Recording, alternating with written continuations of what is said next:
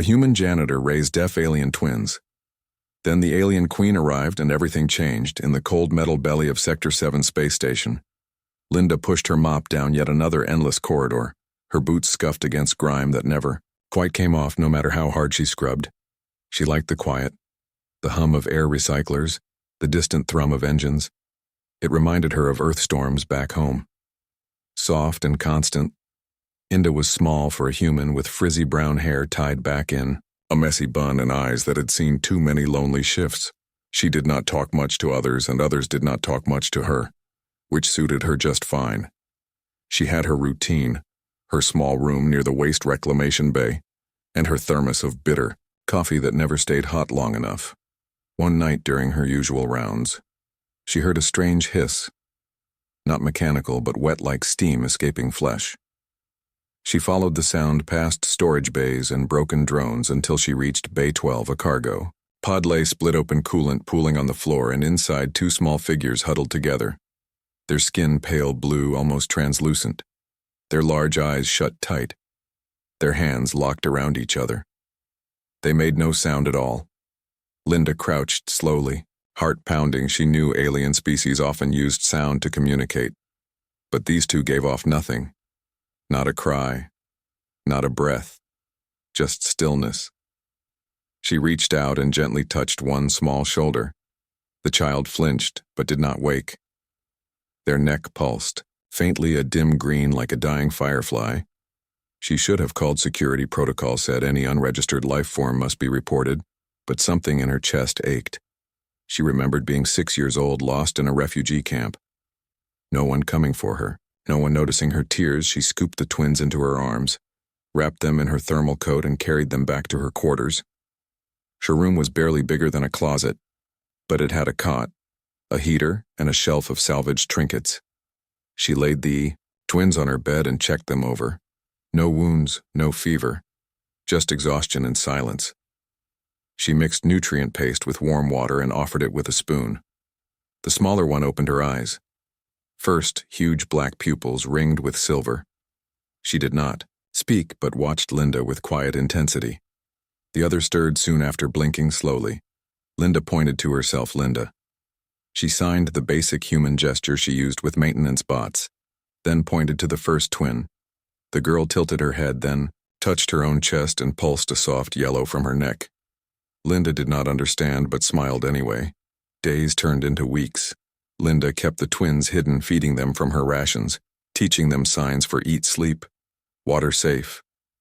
The girls learned fast, their hands moving with grace, their necks lighting up in colors that seemed to match their moods: yellow for happy blue, for sad red, for frustration. She named them Maya and Claire after her childhood friends who had vanished during the Mars. Riot's names no one else would know or care about. Maya was bold, always climbing vents or tinkering with broken comms units. Claire was gentle, often sitting by the small viewport tracing constellations with her finger. They never made a sound. Not even in sleep. Linda realized they were truly deaf, not just silent but unable to process sound at all. Their species must have evolved in vacuum or deep ocean where noise meant nothing. Only light touch and vibration mattered. She built them a small learning board with symbols and lights. Maya loved puzzles, Claire loved stories. Linda would act out old Earth tales with her hands while their necks glowed in wonder. Years past the station turned like a slow wheel around a dying star. Linda aged. Her hair grayed, her hands rougher, but her heart felt fuller than ever. She taught them human history, how to fix pipes, how to hide from patrols, how to be kind, even when no one was watching. Then came the day the sky cracked open. A ship unlike any Linda had seen descended, not with engines roaring but with a deep harmonic hum that made the station walls vibrate. The vessel was alive, crystalline, its surface shifting like liquid glass. It docked without permission. Alarms blared but no weapons, fired because everyone sensed this was not an attack. From the ship stepped a figure tall and regal, her skin deep violet, her eyes sharp as obsidian. Her neck pulsed with complex patterns that shifted like living code. She wore no armor, only a flowing robe that shimmered with starlight. Queen Solara had arrived. Guards formed a line but did not raise weapons. The queen walked through them like wind through grass. her gaze fixed on Linda's quarters at the end of the hall. Linda knew she was coming. She felt it in her bones. She stood in the doorway, Maya and Claire behind her, their hands gripping hers tight. The Queen stopped 10 feet away. Her translator spoke in a voice like cooled steel. "You have my children." Linda's throat tightened. "They were dying when I found them. No one claimed them. They are heirs of the silent line born without sound to hear the song of the void. Their deafness is sacred." Maya stepped forward, her neck flashing gold. A color Linda had never seen before she signed. Quickly to Linda she says, "We are princesses." Claire stayed back, her neck dim gray. Fear Linda faced the Queen. "Let them choose." A murmur ran through the gathered crowd. Such defiance was unheard of. But the Queen studied Linda not with anger but curiosity. "You raised them without knowing their blood, yet you gave them love." "Not duty," Linda nodded. "I gave them what I had." The Queen stepped closer. "You are human, small, temporary. Yet you nurtured silence in a place of noise." Maya signed again to Linda. "She sees." You Queen Solara extended her hand. Maya hesitated, then reached out. Their necks touched and light exploded. Silver threads of memory filled the air. Linda saw crystal forests, twin moons, oceans that sang in harmony. A throne room where silence ruled. Then, Claire moved. She walked to her mother and placed her hand on the Queen's arm. Her neck glowed deep indigo sorrow longing. The Queen gasped. "You remember?" Claire nodded. She remembered the war. The escape the pod launched in darkness. Linda's eyes stung. She had never seen Claire express so much. Queen Solara knelt, something no royal had done in centuries. She wrapped her arms around both girls, their lights merging into warmth that filled the corridor. Then she looked at Linda. "You will come with us." Linda shook her head. "I am just a janitor. You are their heart. You taught them choice. You gave them names, not titles. You are family." Maya signed. "Please come. Our home has glowing flowers and rivers that taste like starlight." Claire held out her hand. Linda looked. At the dirty walls, the life she knew it had been lonely but safe. Now everything changed. She took Claire's hand. The ship opened a path of light. Linda walked between the twins, the crowd silent behind them as they stepped aboard. Linda glanced back, one last time at Sector 7. Then the light closed. On the bridge, Queen Solara showed her a world of singing quartz twin suns rising. Children playing in silence, their necks flashing stories and colors. Linda almost understood. "You will teach them human kindness," the Queen said, "and they will teach you the language of stars." Linda smiled. It felt strange but right. Maya signed one word, home, and for the first time Linda believed it. The crystalline ship hummed like a sleeping beast as it glided through folded space.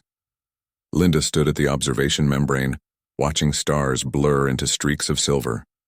She still wore her stained jumpsuit, the only clothes she owned. Maya and Claire had changed into soft robes that shimmered with their moods. Maya's glowed warm amber, Claire's a calm sea green.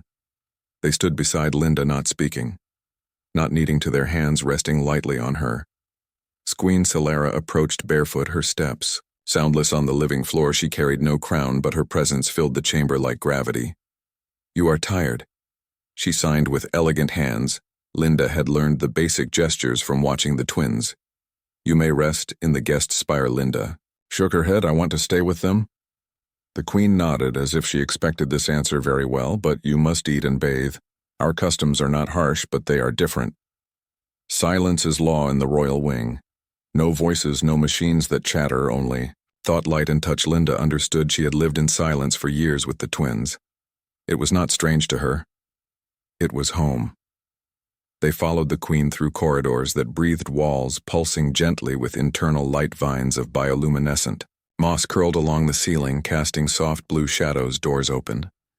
Not with buttons, but with recognition. The ship knew who they were. The guest spire was a dome of clear crystal. Open to the sky above, twin moons hung low. One silver, one gold, their light mingling on the floor like liquid pearl. A bed of woven moss waited in the center with pillows filled with cloud. Down Linda sat slowly, the twins curled beside her like they had done every night for 12 years. Queen Solara lingered at the entrance, her neck pulsing a gentle violet, the color of gratitude. You saved them. She signed when the war came. Our enemies targeted the silent line. They believed silence was weakness. They were wrong.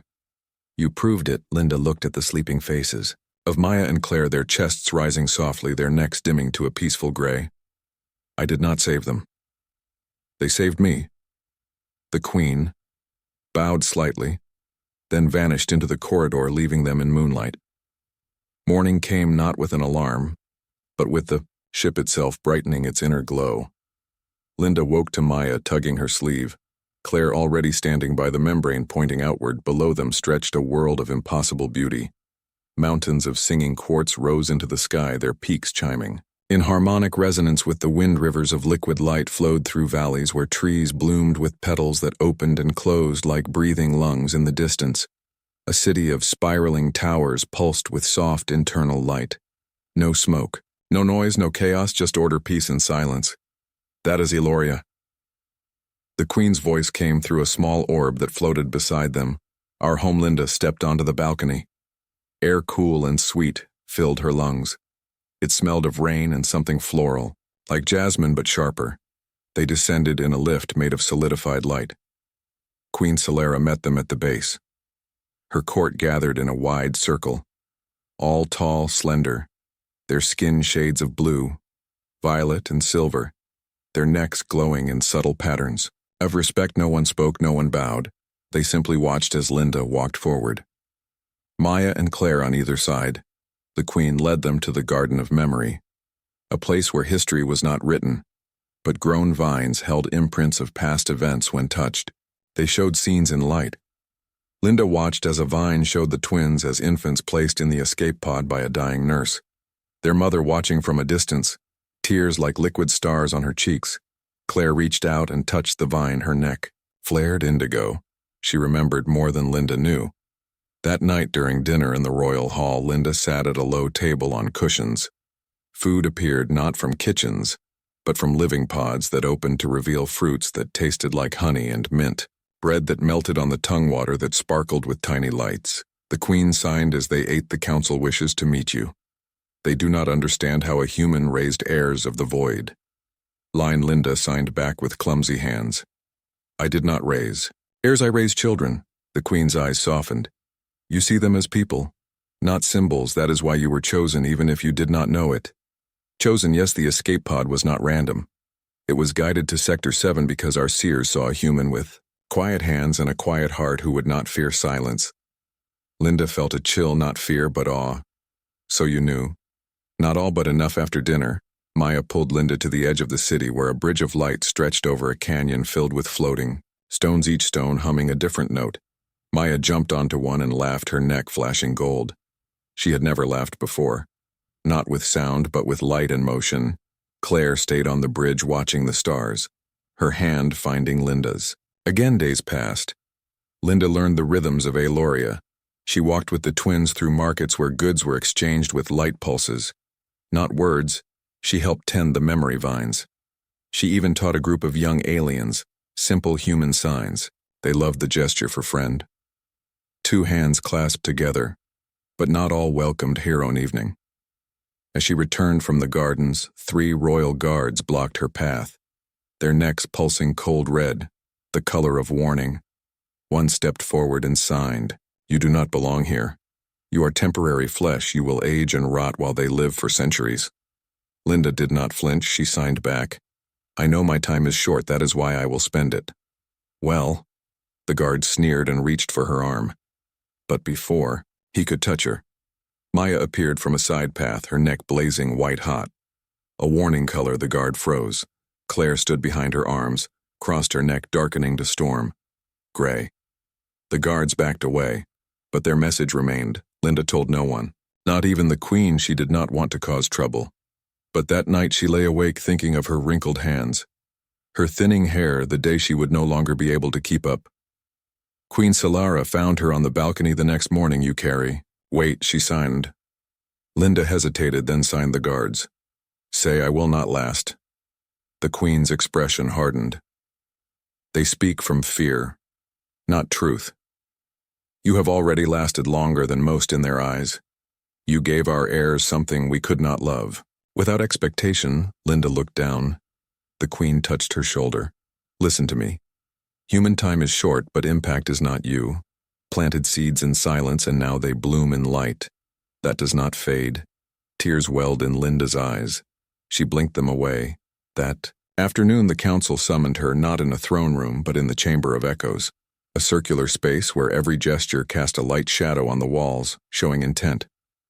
The elders sat in a ring, their necks glowing in slow, measured patterns, the head elder an ancient being with skin like cracked pearl. Signed, you have done well, but your place is unclear. You are not royal, not alien, not even a servant by our laws. What are you? Linda took a breath, then signed, I am Linda. I raised Maya and Claire. I taught them kindness. I showed them Earth stories. I held them when they were scared. I am their mother in every way that matters. A ripple passed through the council. Some necks flickered in surprise, others in doubt. Then Maya stepped forward. Not invited but unafraid, she signed quickly, her hands sharp, her neck bright. I choose her as my mother. The law of choice is older than the law of blood. Claire joined her, signing the same words in perfect unison. The elders fell still, even their light. Patterns paused. Queen Solara entered. Then, her presence commanding silence, she signed, the law of choice has not been invoked in 300 cycles, but it is still law. If the heirs choose their guardian, then that guardian is family under royal protection. The head elder bowed his neck, dimming in acceptance. So it is written, so it is done. Linda felt her knees weaken. Maya and Claire caught her hands. That evening a ceremony was held, not with music, but with light. Thousands gathered in the central plaza as Linda stood on a platform of quartz. Queen Solara placed a circlet of woven starlight on her head. It did not weigh anything, but it glowed with a soft human gold. You are now Linda of the Silent Line, guardian of the void. Heirs the Queen announced through the light orb. The crowd responded not with cheers, but with a wave of warm amber pulses rippling through every neck in sight. It was the highest honor. After the ceremony, Linda walked with the twins through the glowing gardens. Fireflies, made of pure light, danced around them. Maya chattered with her hands about building a human-style swing. Claire pointed to a flower that changed color when touched. Linda stopped and knelt before them. You did not have to choose me. You could have had a life of ease without me. Maya signed quickly. We did not choose you for ease, we chose you for love. Claire touched Linda's cheek, her neck glowing soft pink. The color of forever. Linda pulled them into a hug. The three of them, a small island of warmth in a world of light and silence. Back in her spire that night, Linda looked at her reflection in the crystal wall. She saw gray hair, tired eyes, but also something new. Peace. She knew she would not live forever. She would not rule. She would not become immortal, but she had done something rare. She had loved without owning. She had raised without demanding. She had given everything and asked for nothing. And in return, she had been given a family, a home, and a place among the stars far away on Sector 7. Her old mop still leaned against a wall in an empty closet, forgotten by all but remembered by one. But here under twin moons on a world that sang in silence, Linda finally belonged. The end. Weeks turned into months on Aloria, and Linda settled into a rhythm that felt both strange and familiar. She woke with the rise of the silver moon, ate meals that tasted like dreams, and walked gardens where flowers bloomed in response to emotion. Maya spent her days in the tech spires learning to weave light into communication threads. Claire preferred the memory groves where ancient vines whispered history through touch. Linda moved between them, a quiet bridge between human instinct and alien grace. Queen Solara often joined them not as a ruler but as a mother, her sharp edges softening each time she watched her daughters laugh with light or curl beside Linda. During evening stillness one night, as they sat beneath the twin moons, the Queen signed to Linda. The council has approved your request. Linda had not made a request. You wish to teach the young ones Earth ways. The Queen explained simple things. Kindness, sharing stories of failure and trying again. Linda nodded slowly. Yes, but I thought they would say not. They almost did, but Maya showed them how human signs can express what light cannot, like the word sorry or the gesture for. I am here, Linda smiled. The next morning she stood before a group of 20 young aliens, in a sunlit pavilion, their necks flickering with curiosity. She began with the sign for hello, then for friend, then for listen. Not with ears, but with heart. They learned fast. Their hands clumsy at first, then fluid, their eyes bright with understanding. By the end of the week, they were signing full sentences, mixing human gestures with their own light pulses, creating something new, something shared. Meanwhile, whispers stirred beyond Aeloria's borders. The war that had scattered the silent line had not ended, it had only paused the enemy. The Croth, a species that worshipped sound and saw silence as blasphemy, had rebuilt their fleets. They believed the heirs were dead, but rumors of their return spread like fire through the void. Queen Solara received the warning through a dying scout ship. Its hull cracked, its crew silent in death. The message was clear.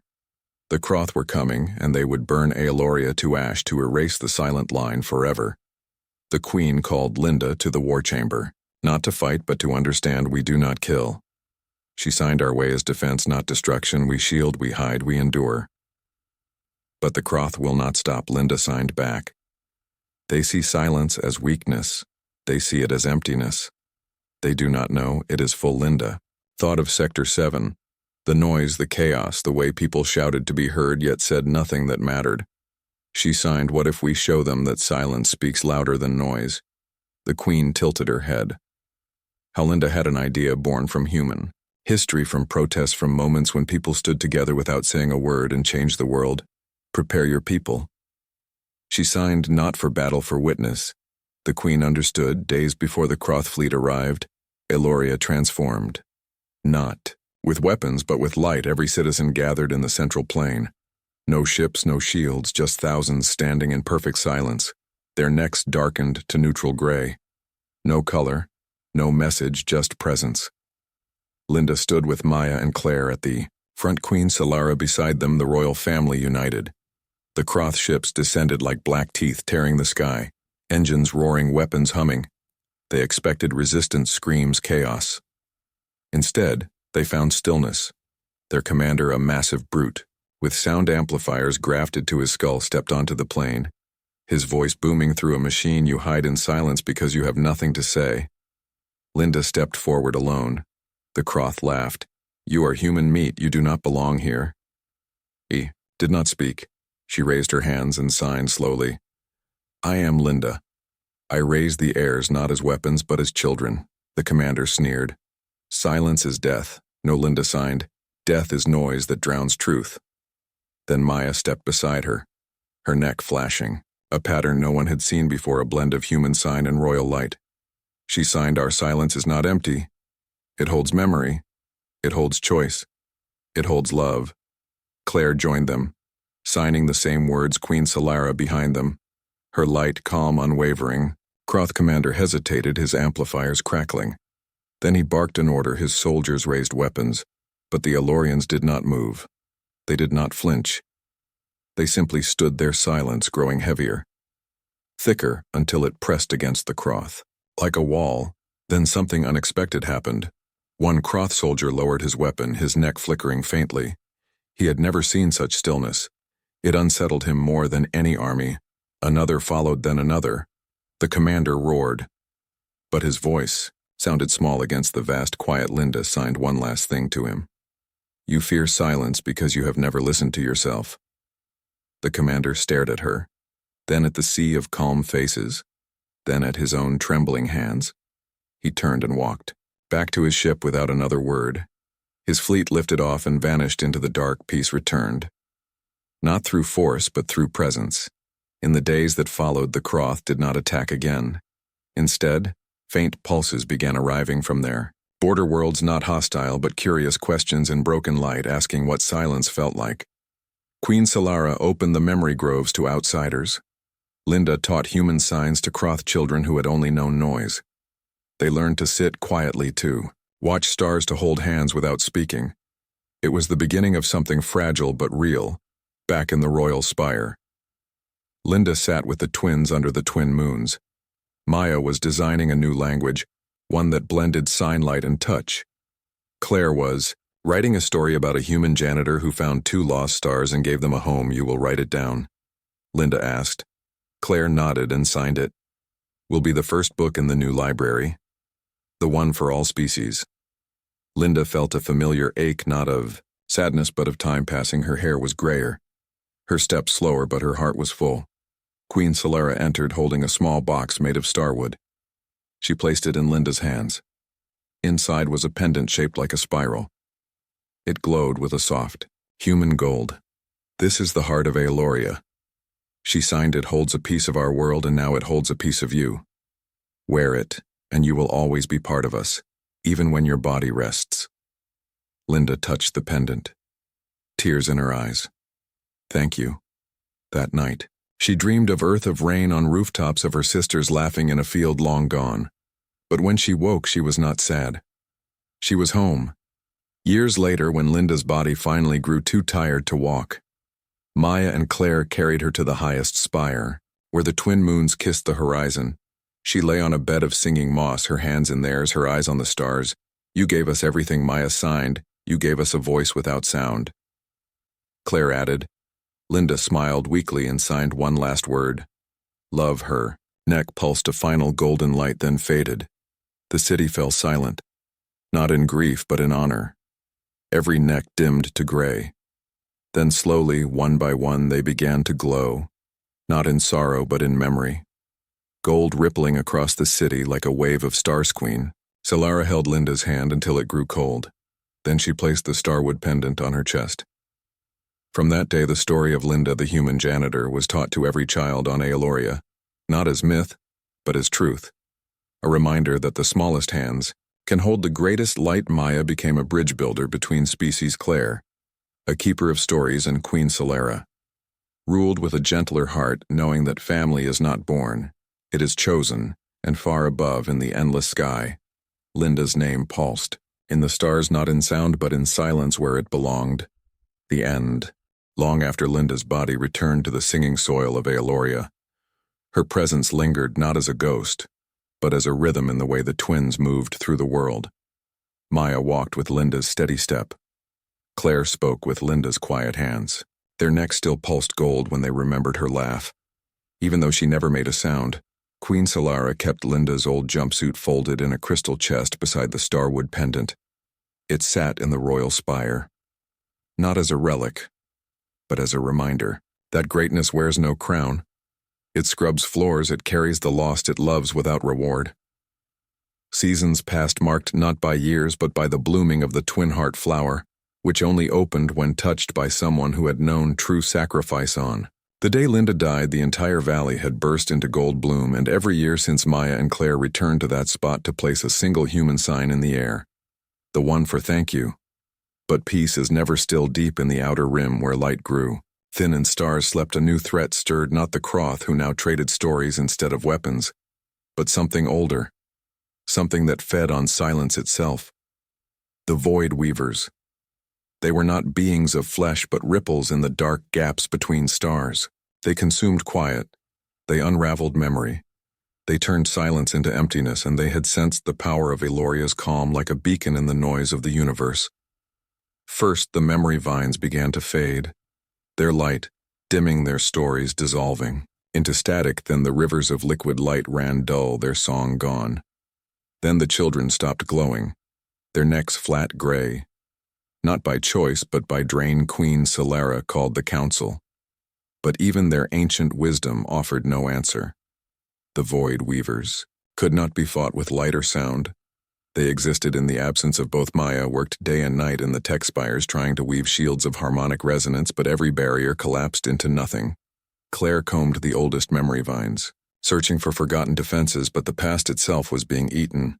One evening, as despair thickened in the air, Claire stood alone in Linda's old spire, her fingers tracing the outline of the human sign for listen. She closed her eyes and remembered. Linda's voice, not real but in memory. Soft, patient, firm silence is not empty.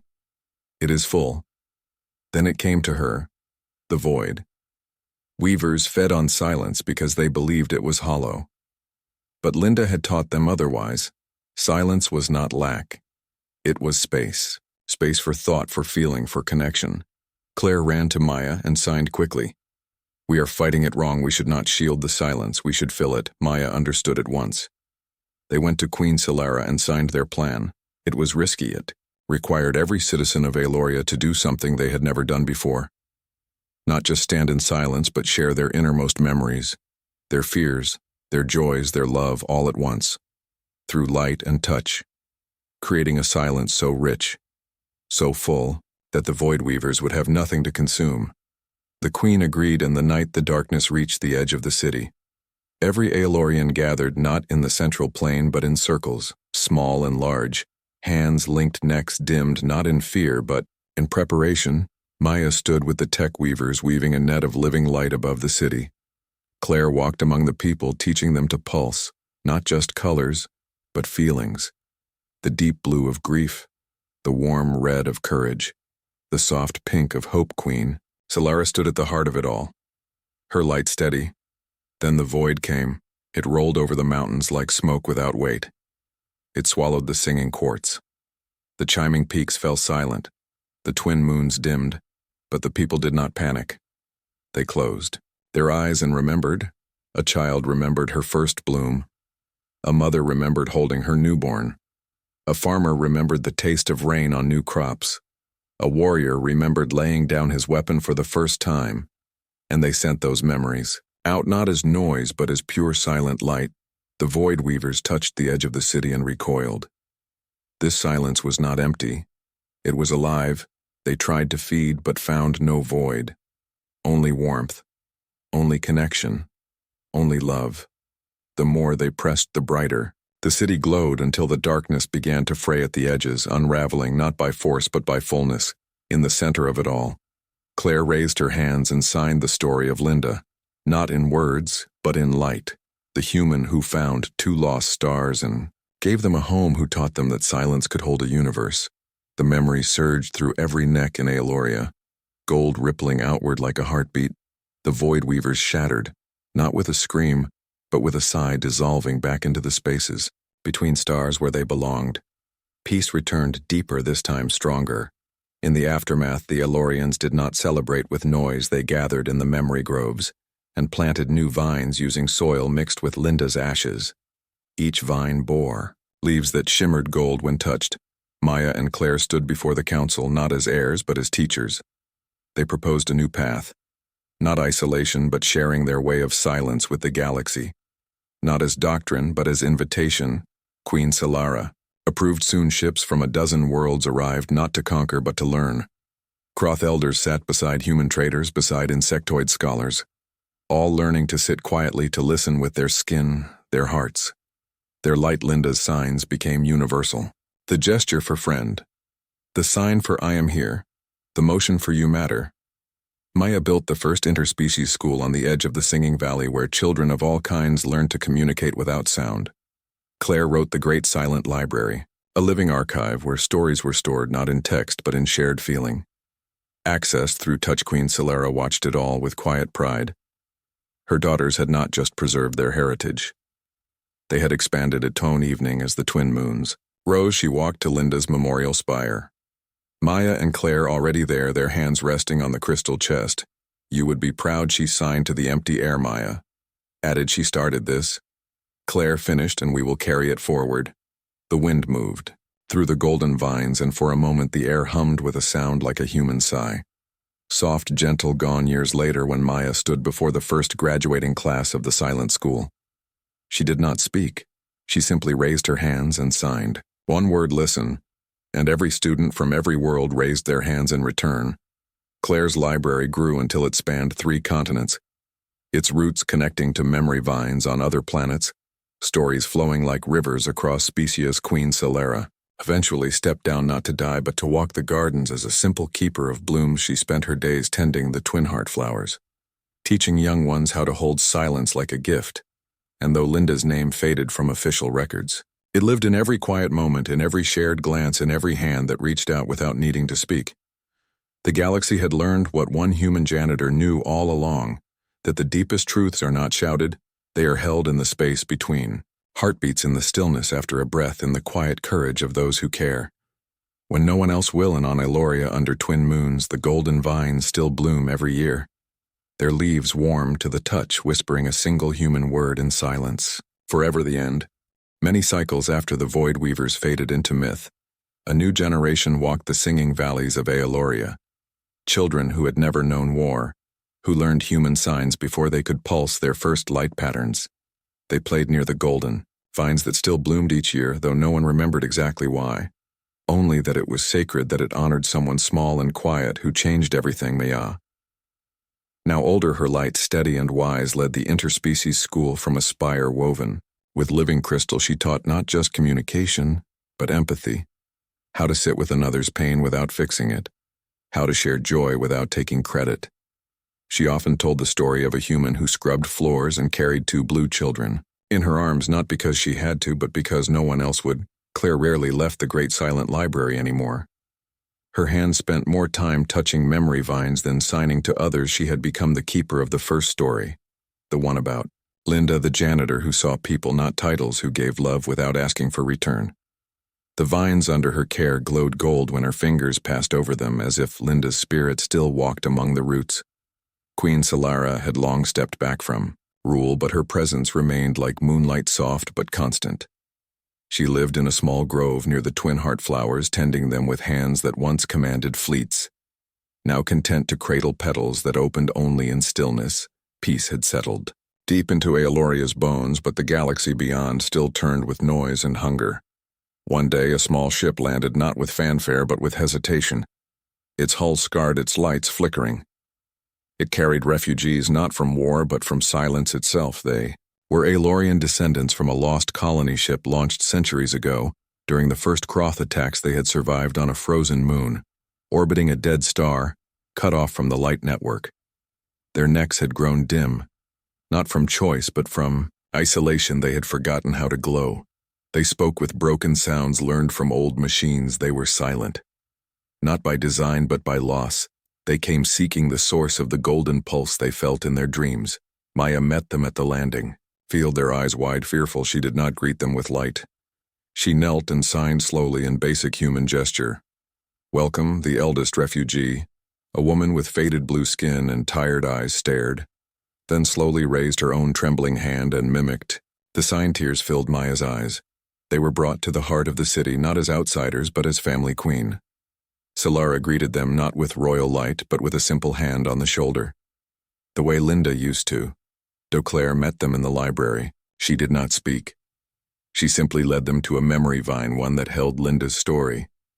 She placed their hands on it gently. The refugees flinched at first, then gasped as warmth spread through their arms. Their necks flickered faintly, not bright, not yet but alive. They stayed. Weeks passed as the lost ones relearned what silence could hold. They sat with children who taught them to pulse colors for feelings. They walked gardens where flowers responded to their presence. They ate meals shared without words. Maya noticed something strange. The refugees did not just regain their light. They began to blend it with sound. Not loud noise, but soft hums, low tones that matched the river's song.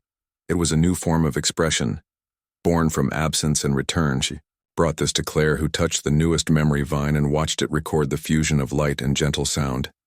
A new chapter in their history. Queen Solara smiled when she saw it. Silence does not mean no sound. She signed it, means no noise, only meaning. The refugees' return sparked something unexpected across the galaxy. Other lost groups began to emerge. Scattered colonies, forgotten outposts, hybrids of species who had mixed in exile. They all carried fragments of Aelorian light or human signs or Kroth rhythm. They came not to take but to belong. Aeloria could not hold them. Also, Maya and Claire proposed something bold. They would not bring the galaxy to Aeloria. They would carry Aeloria into the galaxy. They designed seed ships, not of metal but of living crystal, each containing a memory vine, a twin heart sapling, a set of human signs carved in starwood, and a single drop of Linda's preserved essence taken from the soil where she rested. These ships would travel to worlds, indeed not to convert but to offer a choice, to show that silence could be a home queen.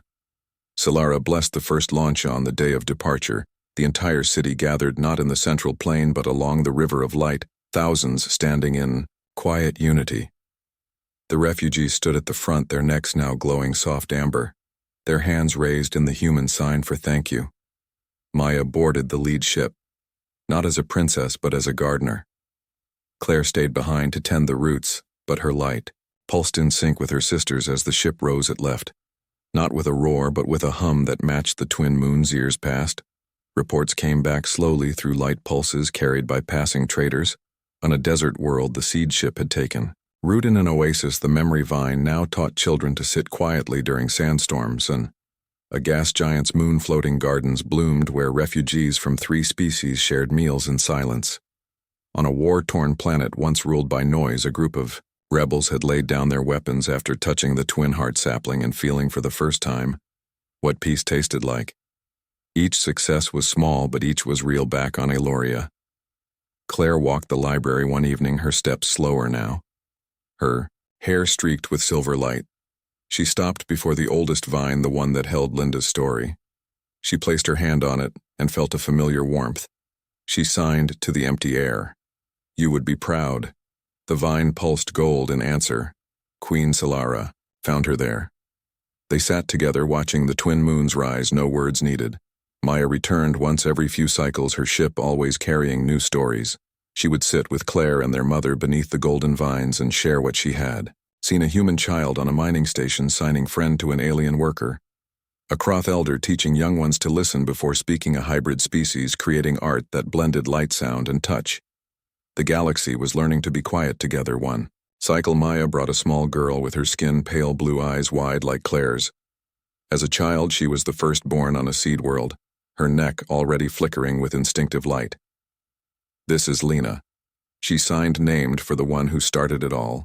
Claire held the child and felt something stir in her chest. Not memory, but continuation. The girl reached up and touched Claire's cheek, then signed with clumsy hands. Home tears fell, but they were not sad. Queen Solara took the child's other hand, and together, they walked to the memorial spire where Linda's jumpsuit still rested in its crystal chest. Lena placed her small hand on the glass, and her neck glowed pure gold. In that moment, all 3 women felt it. The circle closing, not ending, but renewing. The story was no longer just about a janitor or twins or a queen. It was about everyone who chose kindness over fear, who valued silence over noise, who believed that the smallest act of care could echo across stars. And though Linda's name was now spoken only in whispers, her spirit lived in every quiet classroom, every shared meal, every hand that reached out in the dark. Not to take, but to hold, on Eloria. The golden vines bloomed brighter than ever, their leaves warm to the touch, their roots deep in soil that remembered, and far across the galaxy in 100 different worlds. Children learned to sign one word before any other. Listen, because in that word lived everything Linda had given them: space for truth, space for love, space for each other. And in the endless quiet between stars, that space grew wider, deeper, fuller every day. The end.